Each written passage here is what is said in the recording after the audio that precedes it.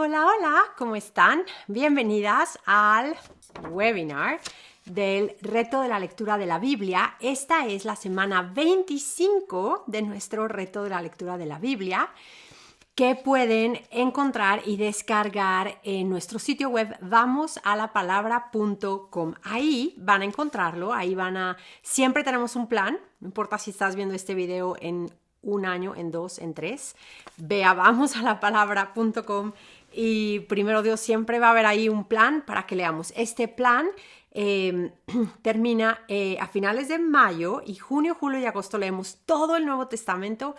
Y está increíble también. Y de septiembre a mayo leemos toda la Biblia, pero siempre es un buen día para unirte o para volver a reintegrarte, ¿no? A lo mejor dices, híjole, empecé, pero lo dejé de leer una semana y luego se convirtieron dos y luego se convirtieron tres. Hoy leemos lo de hoy. En el reto de la lectura de la Biblia, hoy leemos lo de hoy. Hoy vuelves a reintegrarte y juntas vamos leyendo la Biblia juntas, animándonos muchísimo unas a otras. En el sitio web, hasta abajo, en la página de vamosalapalabra.com, también encuentras un enlace a nuestro grupo de Facebook y nuestra cuenta de Instagram, que lo único que hacemos ahí es sigamos a animarnos a seguir leyendo. Pueden descargar este plan y proponérselo a su pastor para que lo hagan juntos como iglesia. Hay muchas iglesias que lo están haciendo juntos alrededor del mundo. De hecho, el plan original está en inglés. Lo pueden encontrar en la misma página, pero en inglés el sitio web es tothewordalapalabra.com. Entonces, bueno, en fin, la verdad es un plan muy bueno basado en... está diseñado de una manera específica, no nada más como que, a ver, ¿no? Cuenta el número de capítulos, divídelos en el número de semanas y ya. No, o sea, hay días de ponerse al corriente en lugares estratégicos. Los domingos no hay lectura porque es el día que vamos a la iglesia a escuchar la palabra de Dios predicada, que es un medio de gracia ordenado por Dios para nuestro bien. Entonces, bueno, en fin, muchas cosas que puedo decir. En esta misma página de YouTube, en los de Mujeres de la Palabra Podcast, en los playlists, hay uno que se llama Reto de la Lectura de la Biblia. Y ahí pueden encontrar como distintivos del plan de lectura, qué hacer cómo el hecho de leer la Biblia es la mejor cosa que puedes hacer para dejar de leer la Biblia por culpabilidad. En fin, varios videos chiquitos que creo que les pueden ayudar y dar ánimos también. Pero bueno, ok, estamos en la semana 25. Vamos a orar para empezar. Padre, te damos muchas gracias por tu Espíritu Santo que nos trae una vez más a la palabra esta semana.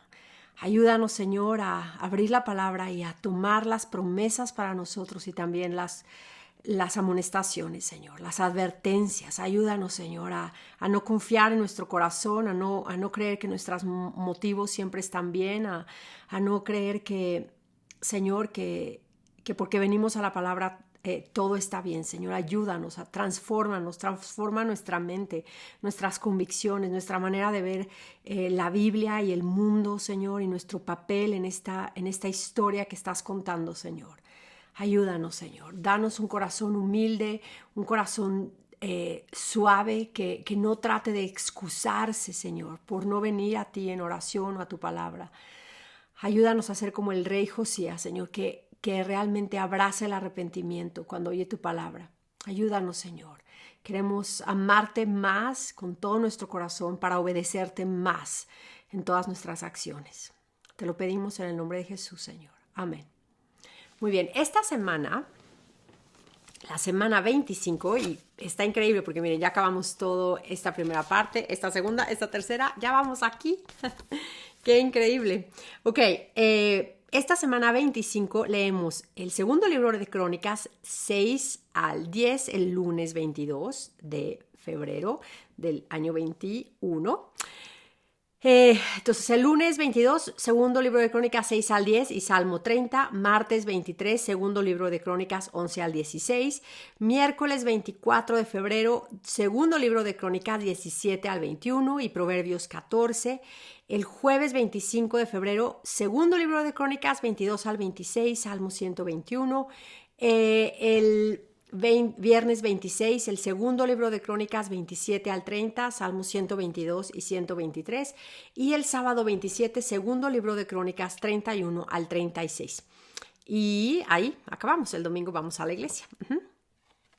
Ok, ¿qué leímos la semana pasada? La semana pasada terminamos de leer el primer libro de Crónicas y leímos algunos salmos y Proverbios 13. Tuvimos un día de ponernos al corriente en el que leímos, si ustedes tuvieron la oportunidad de hacer la lectura, de ponerse al corriente, leímos el Salmo 96 y los Salmos 105 y 106. Estos tres salmos que están citados en el primer libro de Crónicas 16. Empezamos el libro de Crónicas esta semana leyendo 9 capítulos, la semana pasada, perdón, leyendo 9 capítulos de genealogías, ¿no? El libro de Crónicas, perdón, leyendo todas las cronologías, que ya hemos hablado de eso y de la importancia que las cronologías tienen en la historia. Me encanta muchísimo leerlas y pensar cada nombre es uno más, que Dios sabe su historia, que Dios lo puso ahí con un propósito, y cada nombre, cada generación es una generación que nos acerca más a ver la promesa cumplida del Mesías. Y eso es de verdad glorioso. Entonces, también es importante notar esto, porque recordemos, y lo quiero insistir, que veamos la importancia de las genealogías. Es que las genealogías también nos van mostrando cómo el Mesías es un Jesús histórico. No en el sentido de que sí vino a esta tierra, en esta línea de tiempo, y tenía una genealogía como tú y como yo. Tenía un árbol genealógico. Y era importantísimo que esto quedara muy bien para sus credenciales, porque tenía que venir de la línea de Judá. Y entonces aquí lo vemos, ¿no? Se está manteniendo completamente un orden genealógico para un cuidado de toda la genealogía para poder dar nombre a Jesús. Entonces, bueno, en el capítulo 15 del primer libro de Crónicas leímos que David finalmente pudo traer el arca a Jerusalén, y la trajo con órdenes muy especiales de que la traían que traer los levitas en sus hombros con los palos que tenían, ¿no? Ahí era la manera en que Dios ya lo había estipulado. Y después, entonces, leemos que David fue y regresó y leyó cómo debía de traerse el arca para que Dios fuera honrado. Y después vemos en el capítulo 16 que el arca la ponen ya en un tabernáculo, en el versículo 4, y vemos que David pone a algunos de los levitas a ministrar delante del arca, a invocar, agradecer y alabar al Señor de Israel por todo esto. Esto es una manera increíble que vemos como la iglesia de Cristo, el pueblo de Dios y sus siervos, estamos llamados a hacer delante de la presencia de Dios, a invocarlo, a darle gracias y a alabar al Dios de Israel. Hemos sido llamados a invocar al Padre en el nombre de Jesús y darle gracias en todo tiempo y en todas las cosas, alabar su nombre. También leímos la oración de David, el canto de David de agradecimiento, que vamos a encontrar citas del Salmo 96. De esto está citado también, ya lo vimos, en el 96, Salmos 96, 105 y 106. Siempre es un buen día para leer esos salmos, y un domingo. Siempre estas lecturas extras también las pueden hacer en domingo, ¿no? Después leímos todas las preparaciones que el rey David hizo para dejar todo listo para que el templo fuera construido y por Salomón, como lo vimos. En el capítulo 28 vemos el discurso que da David a la gente de Israel y en frente de su hijo Salomón. Es súper importante y muy increíble, la verdad, este discurso que da. Y lo que él manda, su cargo, está basado en la ley de Dios. David anima a su hijo a conocer al Señor a través de su palabra, porque no podemos conocer a Dios si no es a través de su palabra. Y nos recuerda algunos atributos de Dios, como su justicia y su misericordia.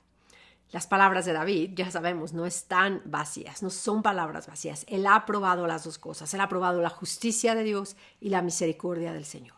Eso es tremendo. Cuando tú conoces a alguien que ha probado la justicia y la misericordia de Dios en carne propia, es de verdad una persona que vas a aprender mucho de ella, ¿no? Pero bueno, David le recuerda a Salomón de su llamado, del llamado que Dios le ha dado y lo anima a confiar y a ser fuerte, a no temer y a obedecer.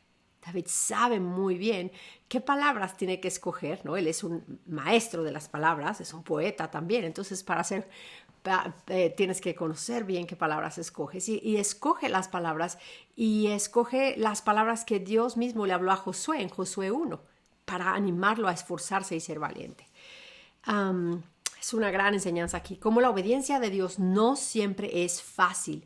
No siempre es fácil obedecer al Señor, pero debemos de orar por nosotros, por nuestros pastores, por nuestra familia, nuestros amigos en Cristo, que Dios nos haga de verdad valientes para obedecer y caminar con todo denuedo, como Pablo le urgió a los efesios, ¿no? Que caminemos de una manera digna del llamamiento que tenemos. Y eso requiere que seamos valientes.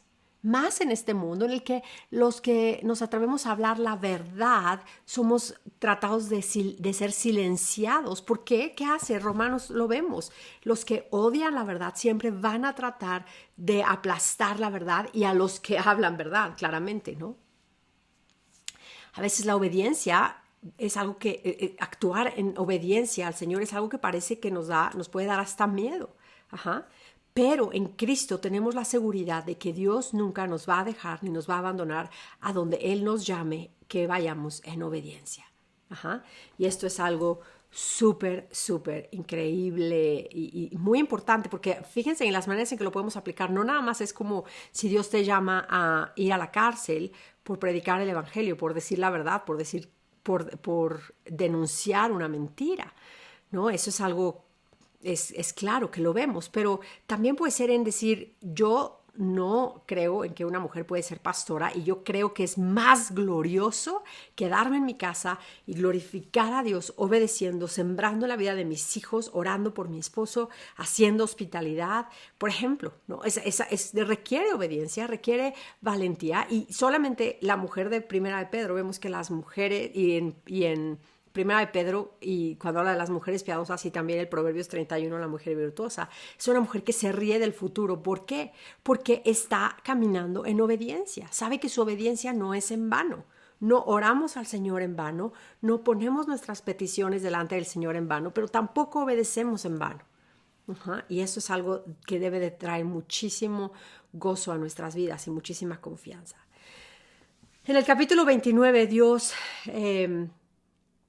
se cierra con la oración de David y Salomón es ungido rey y también la muerte de David, ¿no? Vamos viendo, cambiamos y recordemos que en qué momento está siendo escrito este libro de crónicas. Es bien importante.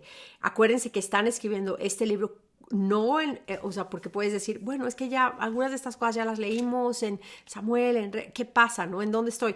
Acuérdense que esto fue escrito muchísimos años después, cuando están en cautiverio. Están volviendo a contar, es como una clase de historia. Y les están diciendo, acuérdense, estos están en cautiverio, el templo no está, está destruido.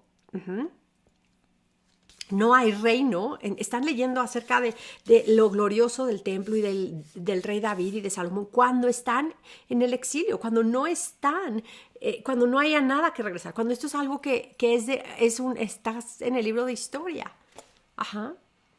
Pero hay un Dios que es soberano y su providencia está moviendo el corazón de la gente para que se arrepientan en el exilio, que es la consecuencia. Es el lugar a la que la consecuencia de su pecado los ha llevado. Y ahí Dios los está moviendo para que regresen, para que se volteen al Señor y entonces el Señor pueda regresarlos a la tierra y pueda haber es el hijo de David sentado en el trono para siempre, ¿no? Está increíble. Entonces, bueno, en los primeros 5 capítulos del segundo libro de Crónicas, leemos que Salomón oró por sabiduría e inmediatamente empieza a preparar todas las cosas para apurarse a obedecer a Dios. Está determinado a que lo va a hacer, ¿no? Y acuérdense que esto es lo que están contando de cómo fue. Dios había hecho una promesa a David que su hijo construiría el templo y ahora vemos a Salomón actuando en lo que Dios había determinado que él tenía que actuar. Y eso es algo, me encanta, es una enseñanza enorme, ¿no? Porque Dios nos ha creado con un propósito, con un propósito, nos ha dado una tarea enfrente. No tenemos que ir a buscarla. O sea, si no sabes cuál es la voluntad de tu vida, de Dios para tu vida, es porque no quieres ver. Porque si te volteas y ves tu cama extendida, a tus hijos con hambre, a tu esposo así, o si no estás casada y ves a tus papás con una necesidad que puedes suplir, o al vecino que tiene hambre. O sea, no necesitamos inquirir, ¿no? ¿Cuál es la voluntad de Dios para mi vida? Es simplemente, Señor, abre mis ojos y que vea la necesidad inmediata y haga yo algo para obedecer en la buena obra que has planeado para que yo ande en ella. Entonces, esto es increíble y es así como Dios se mueve. Dios se mueve a través de moviéndonos a obediencia. Obediencia fiel en las cosas que no necesariamente parecen grandes. Dios llamó a Salomón a hacer esto, pero no cuántos Salomones hay, ¿verdad? Solo uno. Entonces, bueno, ¿qué vamos a leer la semana 25? El lunes 22, continuamos leyendo el segundo libro de Crónica. Vamos a leer, abre la semana con la bendición de Salomón a su pueblo, orando, ya traen el arca, él sabe que Dios va a cumplir sus promesas y entiende que él es solamente un instrumento en el plan del Señor. Lo vemos en sus oraciones, ¿no? Vemos también cuánto ama al Señor y cómo él está de verdad agradecido a Dios por el trabajo que le está dando, ¿no? La oración en el capítulo 6 es súper poderosa, me encanta, me encanta. Podríamos hablar varias sesiones sobre la oración de Salomón en el capítulo 6, pero bueno, voy a mencionar algunos puntos nada más. Número 1, la oración de Salomón descansa primero y antes que ninguna otra cosa en la misericordia de Dios y en sus promesas. Y eso es algo que me parece importantísimo mencionar, porque cuando nosotros oramos al Señor, sabemos que podemos venir clamando a su promesa, clamando a su misericordia, perdón. Ajá. Eso es lo que nos mueve a venir y lo que mueve al Señor a respondernos, es su gran misericordia. Aún como como la gente que está, ¿no? en el libro de Crónicas, está en el exilio, están viviendo durísimo en la consecuencia de su pecado. Aún ahí podemos ver que aún ahí podemos clamar al Señor y pedir misericordia. A lo mejor tú cometiste un pecado enorme en algún momento y hoy todavía, bueno, seguramente todas, ¿no? Pero lo que me refiero es con una consecuencia de esas que te llevan a lo largo, ¿no? Perdiste tu trabajo, te embarazaste fuera del matrimonio, hiciste algún aborto y todavía vives con las consecuencias, ¿no? Hay consecuencias que son de verdad tangibles, ¿no? Perdiste un negocio, perdiste una relación porque fuiste adúltera, fornicaste, en fin, tantas cosas, ¿no? Aún ahí, en la consecuencia de tu pecado, puedes voltearte al Señor y pedirle que tenga misericordia y que restaure tu vida. Dios es bueno, Dios es misericordioso. Cuando tenemos un corazón contrito y humillado, Él nos puede restaurar y bendecir y estar con nosotros, aún en la consecuencia de nuestro pecado. Y eso es de muchísimo ánimo. Ajá. Podemos descansar en que Dios es más misericordioso de lo que nosotros nos imaginamos. Número 2, las oraciones de Salomón terminan de la misma manera que la oración de David, ¿no? Escucha desde el cielo, ¿no? Escucha desde el cielo. Y me da risa que ora esto, porque dice escucha desde el cielo cuando está construyendo el templo. Él sabe que esto es solamente una sombra, porque sabe que Dios está en los cielos, ¿no? Escucha, Señor, ¿no? Para que todos sepan que todos conozcan tu nombre y teman tu nombre. Eso es el fin de nuestras oraciones también. Señor, que en esta situación, tu nombre sea glorificado, que más gente vean cómo tu nombre es maravilloso, que tú eres el Dios que escucha, que tú eres el Dios que tiene misericordia de los suyos, que no abandona a su pueblo, Señor. Ajá. Eso me encanta muchísimo. No que yo salga vindicada en esto, sino, Señor, que tu nombre sea exaltado en esta situación. Ajá. Una amiga esta semana me mandó decir, te pido oración por una de mis hijas está pasando por una situación muy difícil en su matrimonio y, y me encanta el tipo de oración que pide, porque dice, te pido que oremos por ella para que permanezca con fidelidad, para que persevere, ajá, en obediencia al Señor y que no se quiera salir huyendo de la prueba, ¿no? Sino que persevere bien. Qué increíble, ¿no? Aprender a orar eso. Qué increíble porque esa es la manera en que Dios va a exaltar su nombre. Ajá. Cuando perseveramos, cuando caminamos como cristianas, como que amamos a Dios y conocemos a Dios en medio de nuestras pruebas. Los versículos 36 al 40 de este mismo capítulo 6 de Segundo de Crónicas son importantes, ¿no? Vemos primero que nuestra teología no nada más modela cómo vivimos o lo que creemos acerca de Dios, sino también va a modelar nuestras oraciones. También vemos cuál era la teología de Salomón. Él creía que todas las escrituras enseñaban el evangelio, que todos los hombres son pecaminosos, que no hay uno bueno, como él dice el Salmo 14, que nadie merece esa gracia salvadora, que nadie puede escoger a Dios en sí mismo, que todos los hombres por naturaleza están bajo el juicio de Dios, pero que cualquiera que se arrepiente y voltea al Señor puede ser salvado, puede ser salvo y encontrar misericordia, ¿no? Esto es increíble. Después vemos que Salomón nos apunta aquí a Jesús como nuestro mediador, rey y profeta en esta oración. Hay mucho que estudiar y que meditar en esta oración, ¿no? Y después vemos que también es una oración profética. En esta vez vemos que Dios está, acuérdense que esta está en el tiempo que se está escribiendo esto, la gente de Dios ha clamado a Dios desde su cautiverio.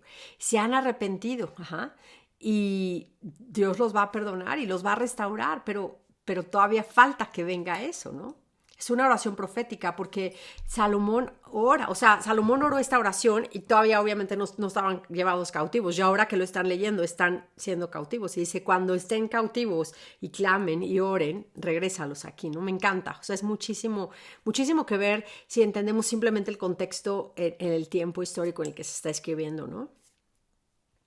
Es de muchísima bendición.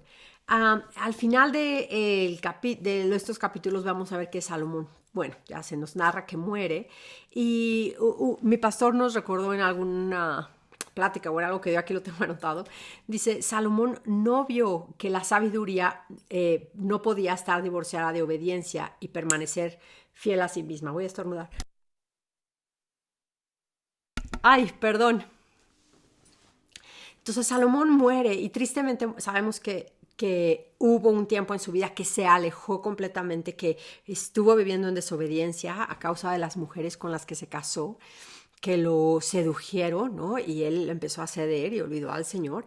Pero la gran bendición es, y vamos a después a leer Eclesiastés, o sea, no se queda ahí. Eclesiastés, Salomón escribe el libro de Eclesiastés al final de sus días y vemos un corazón que regresó al Señor y eso es de muchísimo ánimo, ¿no?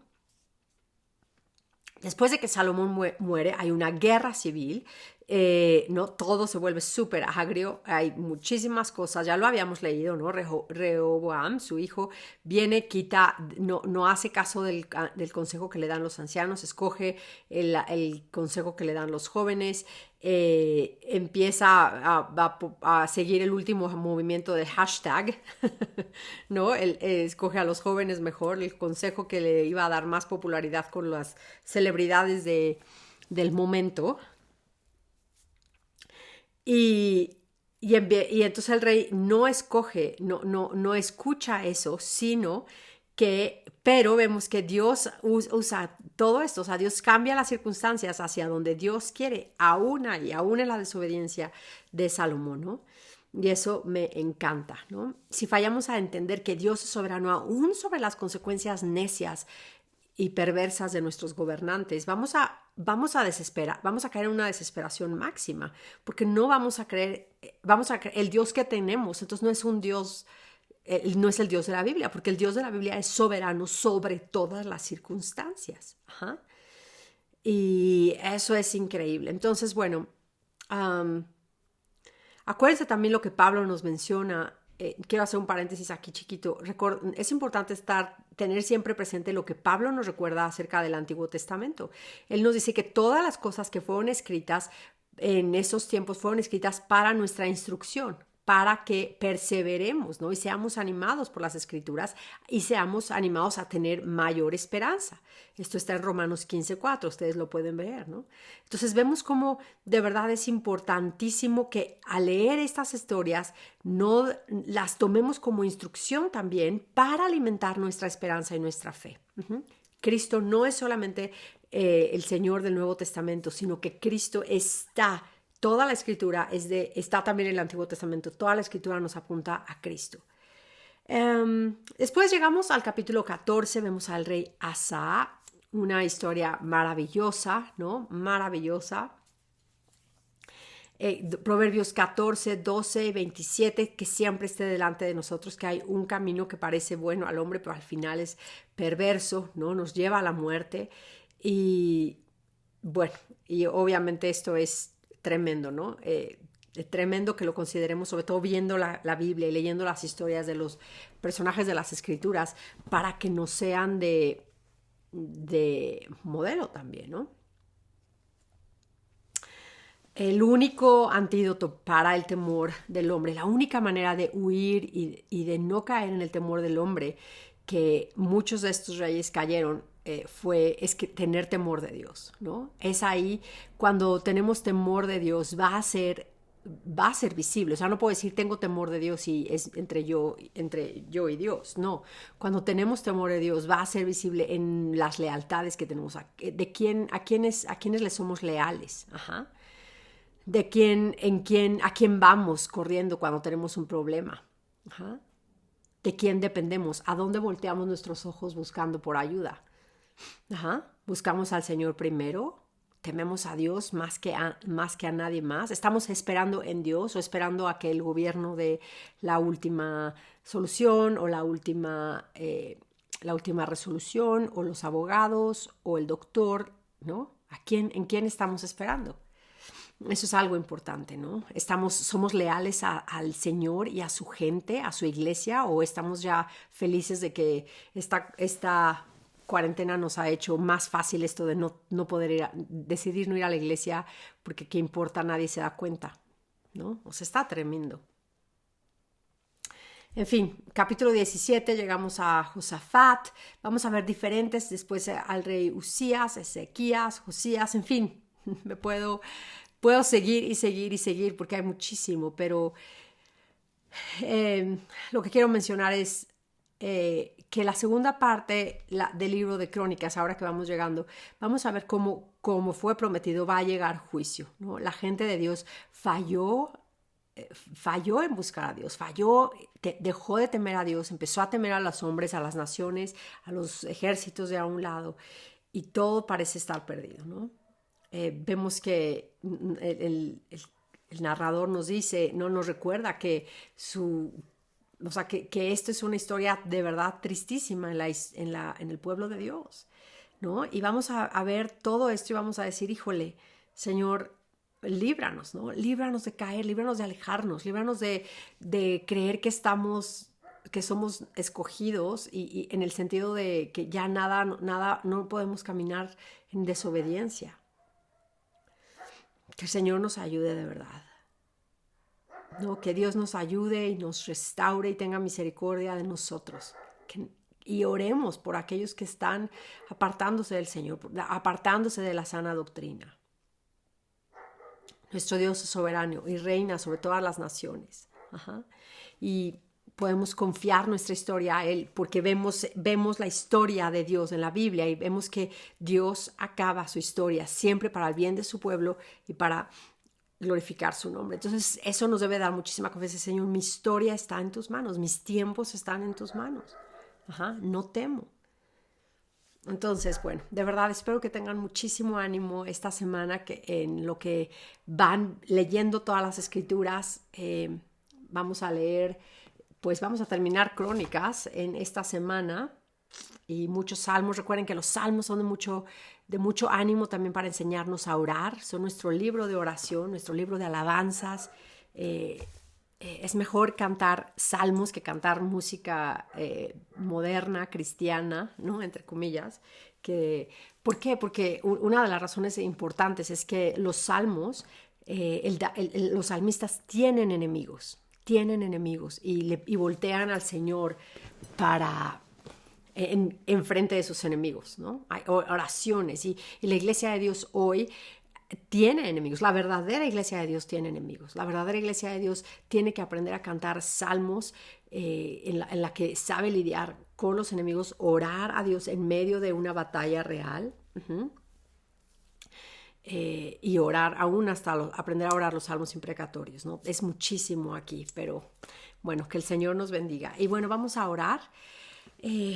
Padre, te damos muchísimas gracias porque todo lo que está escrito en tu libro es para nuestro bien. Ayúdanos a perseverar en oración y en la palabra.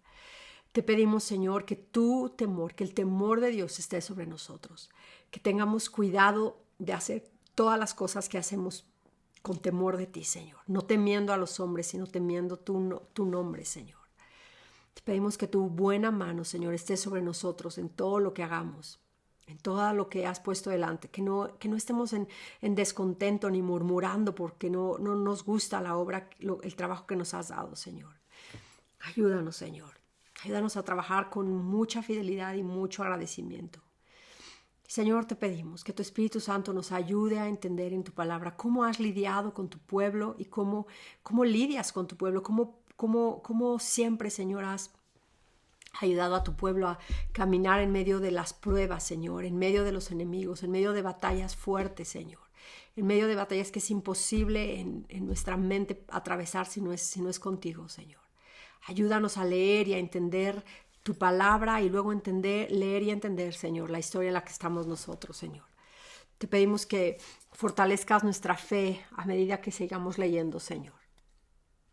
Padre, tú conoces a cada una de nosotros, nuestras batallas, Señor, que tú mismo has diseñado para nosotras, las pruebas que diseñaste específicamente para nosotras. Ayúdanos a no olvidarnos que tú estás en el cielo gobernando sobre cada nación y sobre cada evento de nuestra vida.